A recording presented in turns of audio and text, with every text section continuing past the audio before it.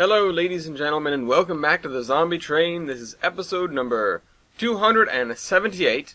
I'm your host, Ellis, otherwise known as Train Man, and this week we're going to be watching the time-lapse of myself working on the swamp as requested in Under Construction episode 61.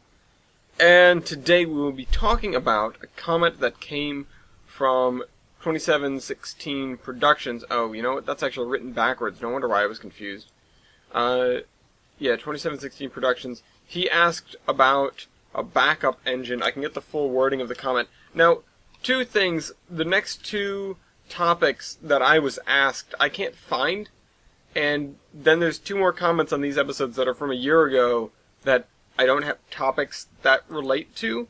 So, I don't know. I don't know what happened there. But at least one of them is similar. The other one I'll make something up. The other one I would kind of need the full wording of. But we'll blow up that bridge when we come to it. So, anyway, Midwestern 261, same person, says, what were your backup engine that were used in case something unspeakable happened to 3254? So, the simple answer is we didn't have a backup engine, at least not until the Zombie Train Incorporated. But the long answer is that if we had called upon the Toronto Raillands to use the Berkshire, which was 765, that we gave them, I'm sure they would have said, sure, take it, and then just give it back when you're done. Because we gave that to them just because we knew they could do good work with it, but it wasn't because we owed them anything. In fact, it was the other way around. They owed us for bailing their butts out when they were in deep trouble, very early on in World War Z. So, and that's why they called themselves the Toronto Raillands, because they basically just wanted to support us after that. They were honestly fantastic to us, so if we had had a major issue, they would have been able to help. Any other working engine at that point, I suppose we could have used as a backup. There were a couple of times where we would take a diesel that still had fuel in it and just go use that for a brief period. Not because anything bad had happened to 3254, but because it was more convenient at the time. Especially if we were separated from the train. Like, sometimes the expedition party went out, and they had to go a long ways, and to get back they had to commandeer a vehicle, or they commandeered a vehicle on the way out in the first place, and sometimes that vehicle ran on rails. There were not too many times where we could get our hands on another functional steam engine, but there were times we considered it. Places like Essex and places like Strasbourg, where there are functioning engines there, and there are, were before the war, functioning engines and a connection to the main line, definitely, sort of looked appetizing to us. It was the sort of thing where it was like, ooh, we could take another engine, and then it was like, well, what use would we have for another engine? Would we really drag a dead engine around? Because there aren't too many people that know how to run the train, and early on it was really just me. And so we would never have use for two engines at once until very late we got the tank engine, the emergency locomotive, but that's just an 040. It couldn't pull the train. It was just an expedition vehicle, really. So we didn't have a backup engine. There were times where we used other engines outside of the things that I just mentioned, like times where we really used other engines because something bad had happened to 3254, or in the cases that I'm going to mention, because what's the word? Oh, because the engine was in pieces, because we had taken her down for a rebuild when we made it to Portland, and so we had to use, that was the largest and earliest use of other locomotives, so, aside from 765, I suppose.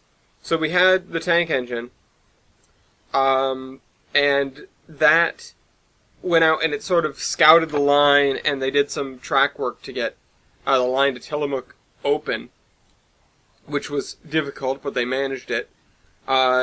Meanwhile, 3254 was down. We had the Beta Rail engine, which was being kept on reserve to move everything out there.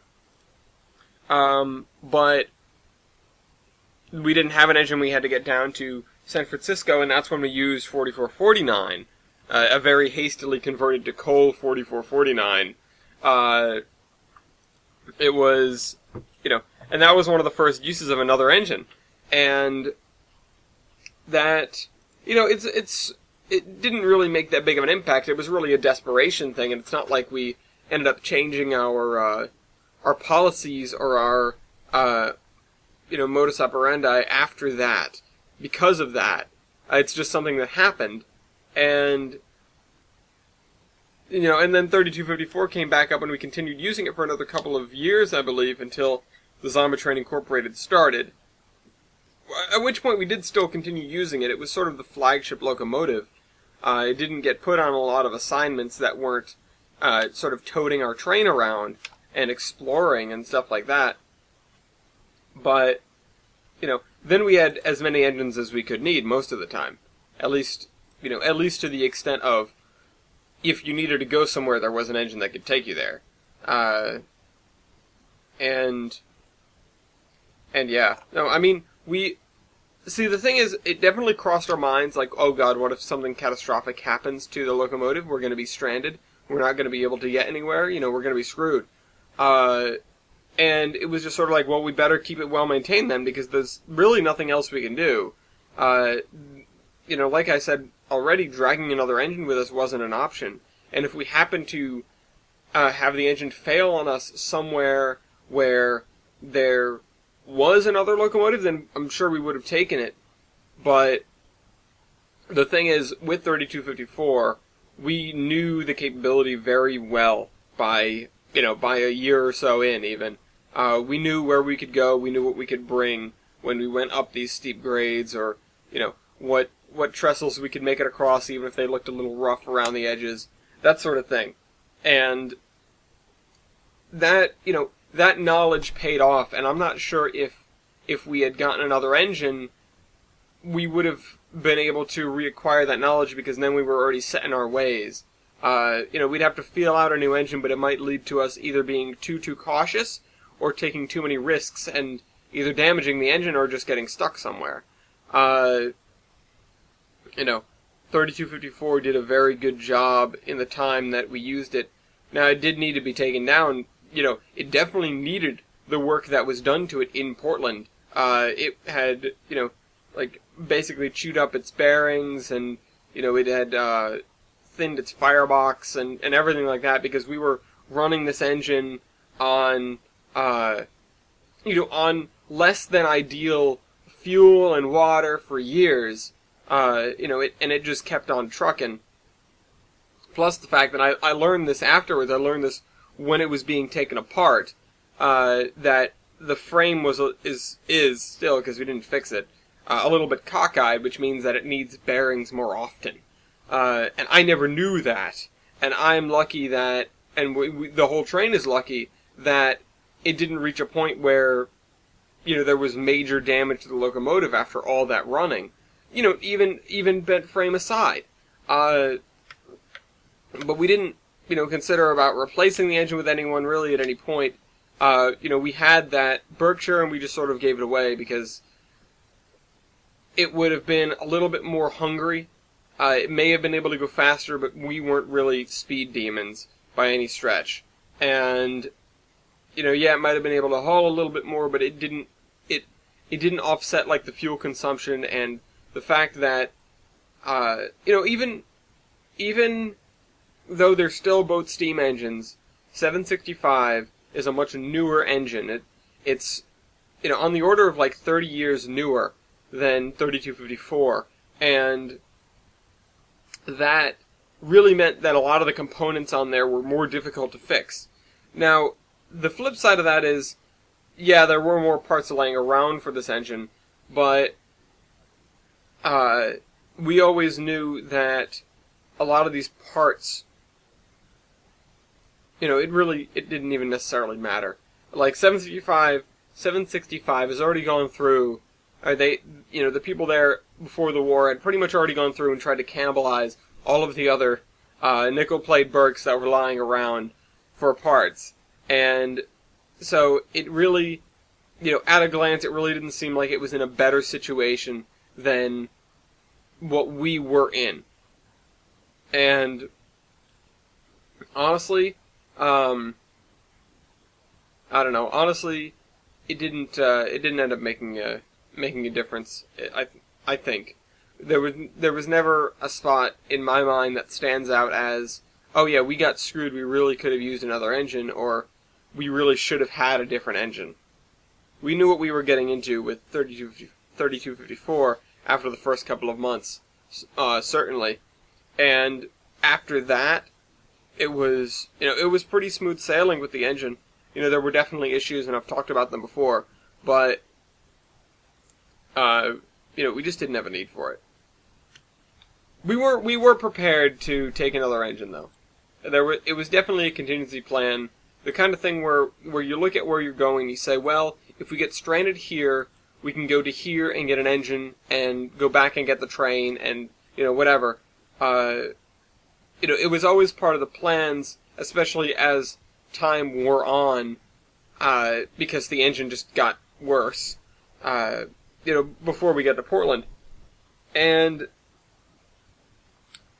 the whole thing is, yeah, we were capable, we were capable of and willing to leave our engine behind if need be, for the sake of the train, because that's what really mattered. We didn't get 3254 because 3254 was special.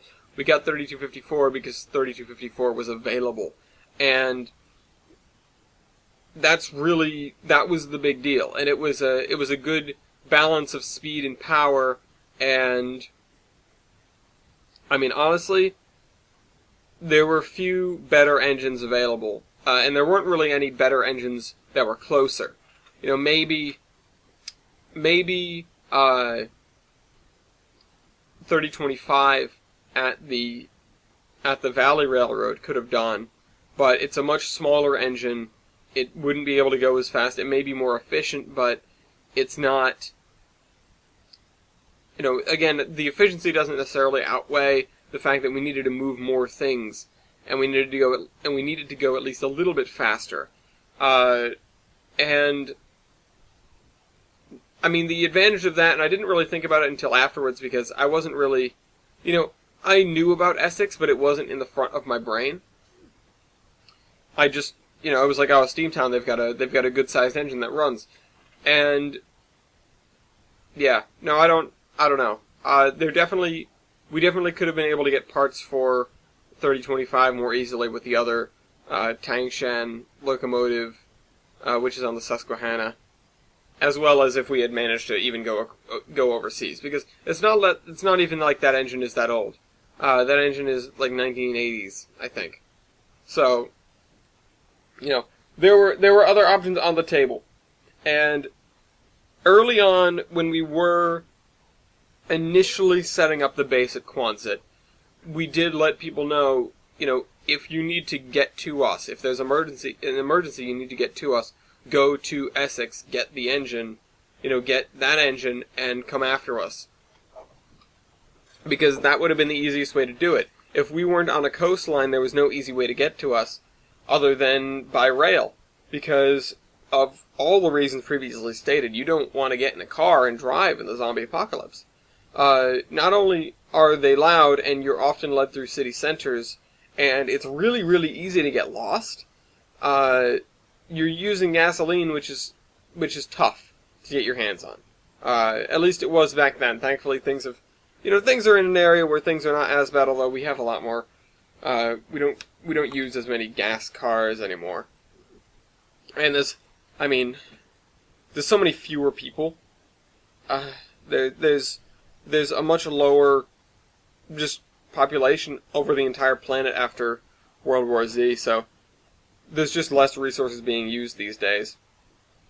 But yeah, that's that. So I'm, as cool as it would have been, I was like, oh, we have a backup engine. We have to use the backup engine. We didn't really have that. We had the emergency locomotive, which was an emergency thing, and it really couldn't do much for the train as a whole. It was just for people nearby if we needed to send somebody out and we didn't want to stop. And yeah, that was that. I hope you guys enjoyed this video, and I'll see you next week. Train Man out.